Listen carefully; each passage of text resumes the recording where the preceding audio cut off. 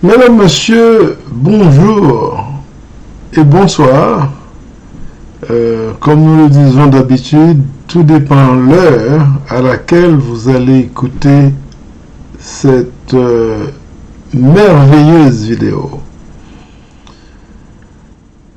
Nous venons aujourd'hui, mesdames, messieurs, pour nous parler de ce que c'est une nécessité pour l'humanité, pour tous les hommes.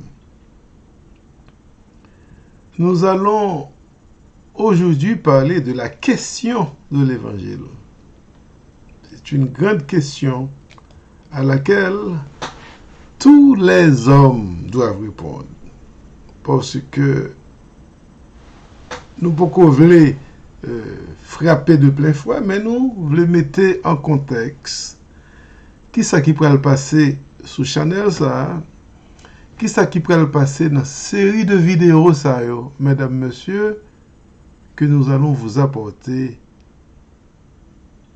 assez souvent chez vous. Nous ne pouvons pas dire encore tous les jours, car c'est un travail assidu pour Mounchita dans votre studio de préparer une vidéo et pour mettre le dehors. Tout le monde aurait son bail qui est facile, mais ça demande du temps, du travail. D'ailleurs, pour le respect qu'on doit aux gens, pour le respect que je dois m'habiller, mesdames, messieurs, pour le faire. On dit que l'habit ne fait pas le moine, mais quand même, cela permet de l'identifier. Donc, à chaque type de vidéo que je vais vous apporter, je dois donc m'habiller. On dit assez souvent, aux États-Unis, il n'y a pas de free lunch. C'est-à-dire, quel que soit le travail, au gain pour faire, ça va vous coûter quelque chose. Et dans un présent assez récent, ça va coûter à ceux qui consomment le produit. Donc, je dis à nous pourrons parler, mesdames, messieurs, de la question de l'évangile. Au cas où des domnalal marqué good news. L'évangile là même, assez souvent, il est confondu avec good news. Mais il y a plusieurs good news. Toutes good news, il n'y a pas même. Là, on monde par exemple, pour être au patatan et puis on monde pour ton corps pour que ou t'es prêté li. Ou bien li potel pour le fort cadeau, li poton cadeau pour. C'est good news. Ça fait bien pile good news, mais toute good news, il n'y a pas même. Good news, nous pourrons parler jeudi. C'est donc, encore une fois, je l'appelle moi-même la question de l'évangile. Parce que c'est une grande question dans la vie de tout homme. C'est une grande question à laquelle nous devons tous répondre. Maintenant, pourquoi la question de l'évangile? Ben, nous rappelons que dès le premier jour de l'humanité, l'homme s'est toujours fait face à un être suprême. Adam, que nous considérons comme le premier homme, eh bien, il était dû répondre à bon Dieu. C'est que le bon Dieu placé dans le jardin avec Ève que tu créé de son côté, eh bien, c'est une question que Adam doit répondre à bon Dieu chaque fois qu'il vient dans le jardin. Et là, il vient, il inspecte que Adam pas manger fruit, il te dit pas manger. Donc, c'était une responsabilité. C'était une sorte d'évangile que bon Dieu a annoncé à Adam.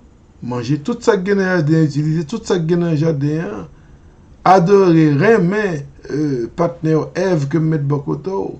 Mais quand tu as le fruit au milieu du jardin, il est interdit de le manger. Eh bien, nous, ouais, assez rapide, Satan vient, il dit, Ève, vous pensez c'est vrai, bon Dieu dit, pas manger fruit dans le jardin? Je pense que c'est parce que le connaissait de manger, elle a vu la connaissance du bien et du mal.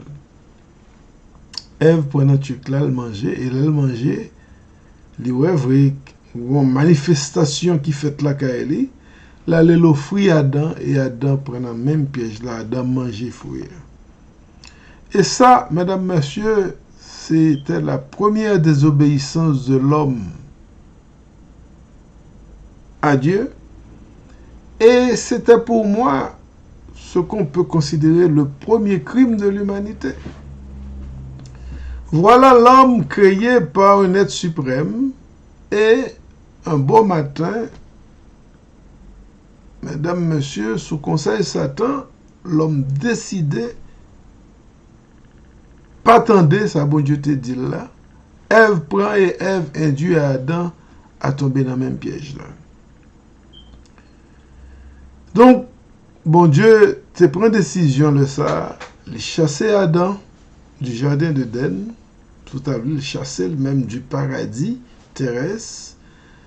Et ceci, il te dit, Adam, en tant qu'homme, vous allez devoir travailler à la sueur de votre front. Et c'est sueur front qui pourra le boire manger, men. Ou pas travailler ou pas manger. Et non, ça, les hommes remèlent, nous kembe ça vrai. Même si on est billionnaire, ou elle travaille pour lui, c'est petit comme la paix, ou là, elle connaît pas de rien encore. Et quant à la femme, la malédiction, c'était que elle l'a enfanté avec un peu de douleur. Donc, chassé du jardin d'Éden, Adam a le travail dur pour l'occuper Madame ni Ève, et Ève fait 2 petites pour Adam. Mesdames, messieurs, si en fait la désobéissance d'Ève et d'Adam au jardin d'Éden était le premier crime de l'humanité, eh bien, nous pouvons assister au deuxième crime de l'humanité, mais quand il s'agit du sang, ça a été donc le premier crime de sang de l'humanité. Puisque je nous dis, Adam, te retrouvé l'ambiance d'évangile côté ça, bon Dieu dit, il faut le tendre, faut l'obéir, il pas obéir, il condamner, il mettre le dehors dans le jardin. De même, nous venons rendre nous compte que les 2 fils d'Adam et d'Ève, Abel et Caïn, eh bien, ils ont une obligation pour bailler en offrande à bon Dieu chaque année des meilleurs fruits de leur jardin. En fait, la beurre que l'homme t'a produit à travail, à la sueur de son front. Donc, puisque l'ambiance, mesdames, messieurs, gon être suprême qui met tel sous terre ça, sous globe terrestre ça, ou des dômes dans cap viré, donc, faut te honorer, faut te continuer belle gloire, parce que bon Dieu t'a anéanti l'homme de sa totalité. Mais étant donné que son être que le crée à son image, donc, il condamne, il prend sanction contre lui. Mais nous parlons que la situation pourrait continuer de dégénérer parce que quand Abel a offert à bon Dieu, eh bien, bon Dieu jetant un regard favorable sur l'offrande d'Abel. Et tout de suite après, elle a quitté pendant un champ, il a rentré la caillou, Caïn tua Abel. Et je nous dis, c'était donc le deuxième crime de l'humanité, mais le premier crime de sang. Le premier crime, côté l'homme a tué l'homme à propre main, côté l'homme a sacrifié l'homme pareil. Et nous voyons que ça a une légion dans le monde. Nous seulement c'est pas une question de pas attendre bon Dieu seulement, c'est pas une question de pas obéir à la volonté de Dieu seulement, c'est pas une question d'haïr son prochain, c'est pas une question de tuer voisin, de tuer un monde qui sont monde pareil. Mais elle a une bonne extension. Et non seulement ça, il y a quelqu'un de très rusé qui s'était mêlé de la partie, l'élément Satan, puisque c'est lui qui a dû Ève à l'erreur, faire le manger fouillard. Mais nous, même bon Dieu, dans son omniscience, les vont leur dire, mes amis, l'homme entravé. Parce que Satan descend sur la terre. Parce que Satan, c'était un être qui était le plus proche de Dieu. C'était l'ange de lumière même, selon la Bible, que bon Dieu, qu'on voyait, vient visiter la terre de temps à autre pour le porter à Probali. Et on a songé même dans l'histoire de Job, la Bible racontait que c'est Satan qui a complaint de bon Dieu. Il dit, comment on fait prendre soin de ça comme ça? Ou tu dit, c'est à la sueur de son front que l'homme doit travailler. Mais non, ça n'est pas travailler, le travail, ou pas le droit richesse. C'est jouir sur la terre. Et nous comptons tout ça, c'est engendré pour Job, les misères de Job. Ok? Mais, je nous dis, la situation de l'humanité vient tellement dégénérée, et théologiquement, on parle de la corruption du genre humain. Parce que, en obéissant pas à la parole de Dieu, pour l'homme, il veut prendre un chemin même, il a tué l'homme pareil. Nous sommes l'histoire de l'esclavage, tout ça. Donc, c'est que le genre humain est devenu très corrompu. Bonne bagaille qui a passé sous la terre. Ou absolument la destruction de la ville de Sodome et de Gomorre. Ça, c'est des choses qui sont capables d'adapter à tant nous, tant a vu jeudi. En pile bagaille autant de cap parler, c'est exactement ce qui se passait dans la ville de Sodome et de Gomorre. Et là, bon Dieu a décidé de détruire la ville de Sodome et de Gomorre, toujours dans l'action de l'évangile. Parce que l'homme a été créé pour obéir à Dieu, et en d'autres termes, pour plaire à Dieu, pour donner gloire à Dieu. Donc, bon Dieu m'a dit dans la ville Sodome et Gomorre, s'ils joignent, ils sont un nombre qui très descend jusqu'à 3 personnes, si tu as 3 personnes dans la ville là, qui vraiment t'ont servi bon Dieu, qui vraiment voulaient obéir bon Dieu, le pape détruire la ville là, il n'y a pas de journée. Mais il y a 2 personnes dans la ville là que bon Dieu te voulait épargner pour raison pâle, c'est Lot et sa femme. Et nous prenons compte que même le bon Dieu voulait sauver l'homme des fois. Ça ne veut pas dire l'homme dans l'état. Il voulait, bon Dieu, sauver le vrai, non? Parce que le bon Dieu, l'ordre à Lot et sa femme pour quitter la ville de Sodome. La question, seul c'est que pour faire, prendre tout à fait, nous, aller pas garder derrière. Mais nous, ouais, Lot était très probablement un grand serviteur de Dieu. Il ne va jamais garder derrière, mais sa femme n'était pas une bonne servante. Il gardait derrière, et la Bible rapportait que Madame Lot était au non-statut, elle passait dans la destruction ville là tout. Donc, la corruption du genre humain, mesdames, messieurs, continue. C'est comme si on va être développé. L'homme mettait du temps là-dedans pour le développer à un autre niveau, toujours dans cette histoire d'évangile qui, pour moi-même, au prime abord, traduit en relation d'homme d'avec Dieu. Donc, bon Dieu peut le faire l'autre plan pour voir comment il a sauvé les hommes. Non seulement le genre humain était devenu tellement corrompu, on a tué on a mis dans l'esclavage, non-ville, tout le monde livré, mesdames, messieurs, au péché, et toute qualité péché. Donc, bon Dieu, encore dans son amour, li ouais pour être que le créé à l'image li, et puis c'est dans l'état ça pour l'homme venir tomber.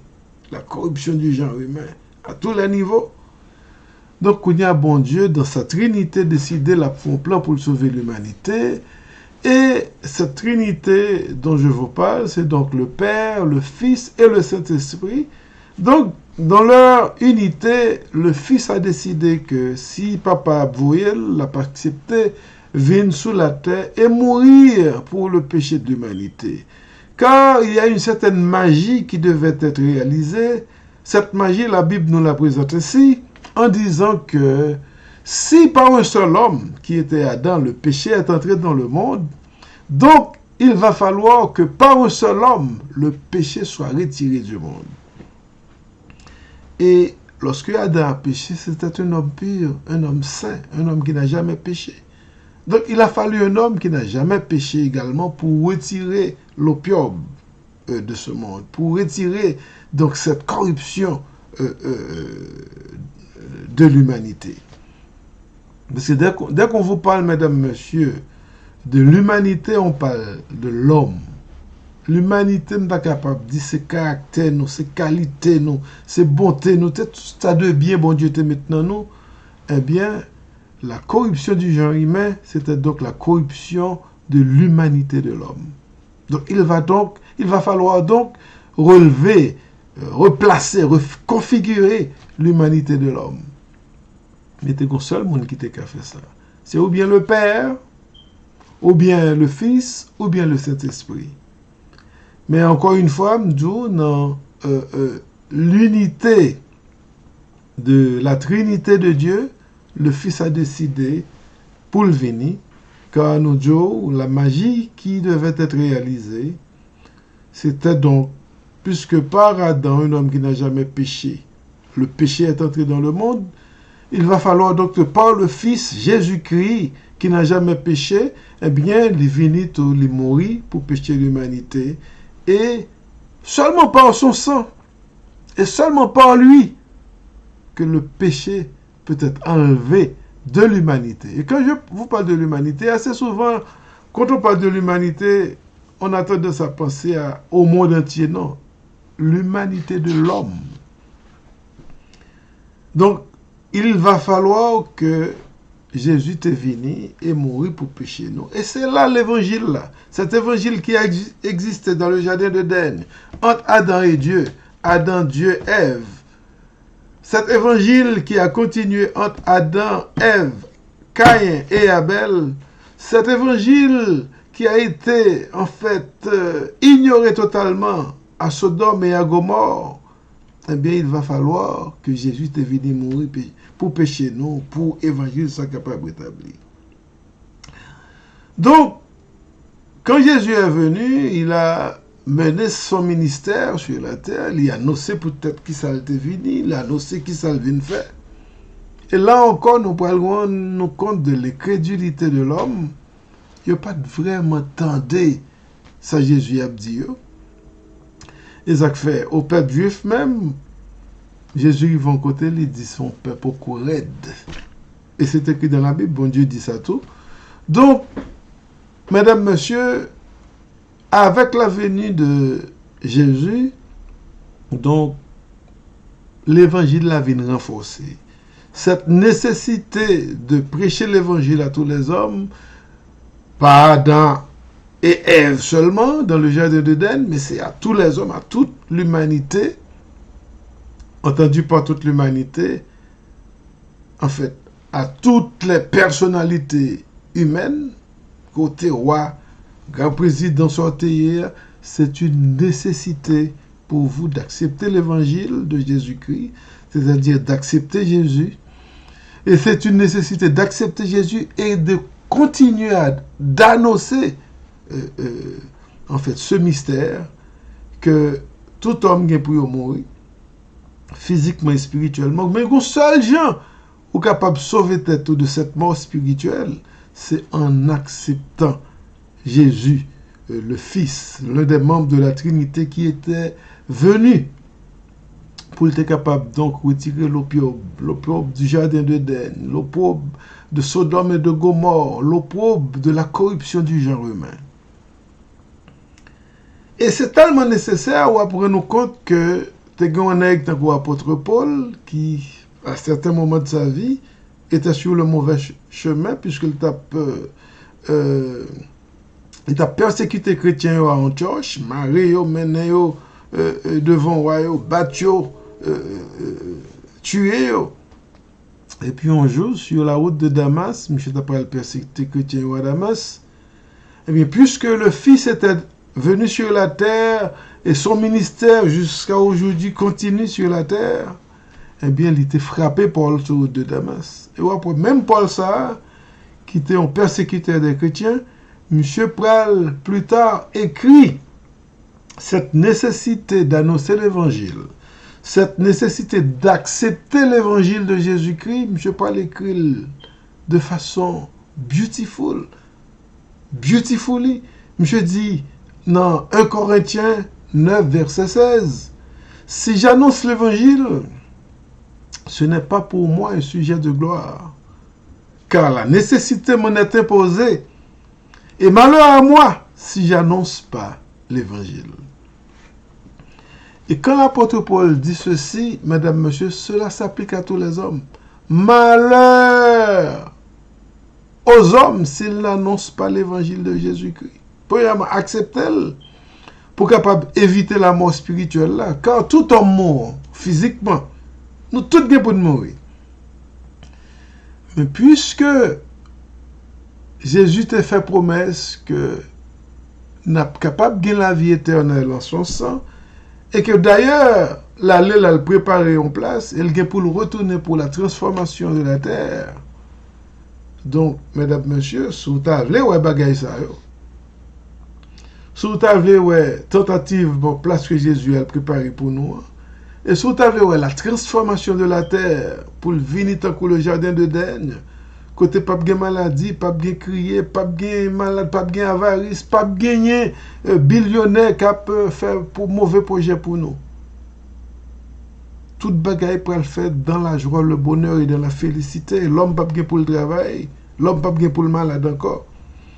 Eh bien, il faut donc, mesdames, messieurs, accepter cette nécessité de prêcher, d'annoncer l'évangile à tous les hommes et surtout d'accepter Jésus comme le Fils de Dieu.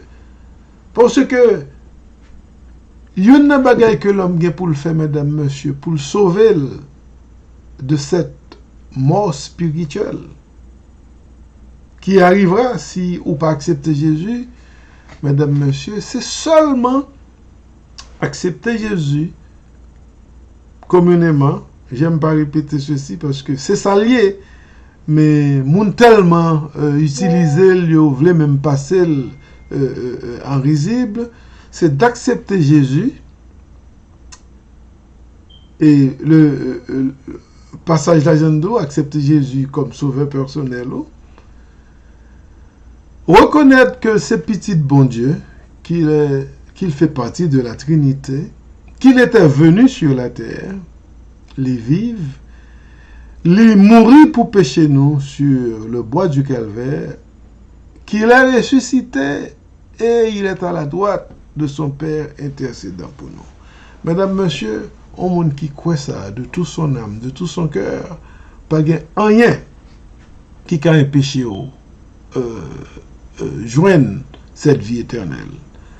Maintenant, tout en acceptant Jésus comme le Fils de Dieu, son parcours sur la terre, il est devenu, mesdames, messieurs, une nécessité pour tous les hommes de prêcher l'évangile, parce que c'est tous les hommes qui doivent avoir une chance pour participer, mesdames, messieurs, à ce plan de rédemption que Jésus t'a fait, l'accepter de mourir sur le bois du calvaire pour nous, parce que c'est tous les hommes, mesdames, messieurs, le bon Dieu condamné Adam pour le travail à la chair de son fond, et puis là, spirituellement, elle mourit. Elle physiquement mourit, il mourit spirituellement tout. Donc, c'est tous les hommes qui ont le même châtiment sous tête. Mais bon Dieu fait un plan pour châtiment ça casse sous tête tout, leur accepter Jésus et leur accepter participer à son ministère. C'est la seule façon qui gagne, mesdames, messieurs, pour un monde qui peut mourir physiquement, capable de hériter la vie éternelle, cette vie spirituelle que Jésus-Christ pour maintenant nous accepter. C'est le seul moyen qui existe. D'ailleurs, Jean-Jour, l'apôtre Paul l'a si bien écrit, mesdames, messieurs, dans 1 Corinthiens 9, verset 16, « Si j'annonce pas l'évangile, ce n'est pas pour moi un sujet de gloire, car la nécessité m'en est imposée. Et malheur à moi si j'annonce pas l'évangile de Jésus-Christ. » Et cet évangile, il y a un seul maître, il y a un seul monde qui honne l'évangile là. Il est Jésus-Christ, Jésus de Nazareth. Ce n'est pas un travail pour faire ou besoin de l'autre monde qui pour autorité pour faire, non. La grande commission de Jésus-Christ a été donnée au monde entier. Aller partout le monde, prêcher la bonne nouvelle à tous. Et, mesdames, messieurs, lorsqu'on fait travail ça, ou bien on pile l'autre monde chance pour être capable de participer à la vie éternelle. Parce que le monde le croit ou pas, nous allons tous mourir. Et une seule façon, nous capables donc passer de la mort à la vie éternelle, c'est seulement les nous accepter Jésus-Christ comme sauveur personnel. Donc, c'est la question de l'évangile, madame, monsieur. Cette question, qu'on pas de temps, qu'on très occupé, quand on va vivre là, mesdames, monsieur, c'est une nécessité d'annoncer l'évangile. C'est une nécessité d'accepter Jésus-Christ comme votre sauveur personnel. Car seulement lui-même est capable de sauver. Parce qu'aucun nom sous la terre qui te baille pour que les hommes soient capables de sauver que le nom de Jésus-Christ. Mesdames, messieurs, nous avons retrouvé, nous avons rencontré encore sur même page ça, sur même channel ça. Mais si vous avez une question pour nous, et si vous même avez des requêtes que vous voulez adresser de prière, de conversion ou d'autres, vous êtes capable de toujours contacter nous pour plusieurs raisons, parce que nous sommes un homme à plusieurs chapeaux. Et c'est l'un des effets de l'évangile de Jésus-Christ, parce que l'on retrouve au sein de cet évangile, l'on retrouve de cette volonté de Dieu, mesdames, messieurs, il vous donne toutes les possibilités. Voilà pourquoi il est écrit, rien n'est impossible à celui qui croit. Donc, c'est donc une nécessité, mesdames, messieurs, d'annoncer l'évangile de Jésus-Christ. Et pour moi-même, comme pour l'apôtre Paul, ce n'est pas un sujet de gloire, car la nécessité m'en est imposée. Et malheur à moi si j'annonce pas l'évangile.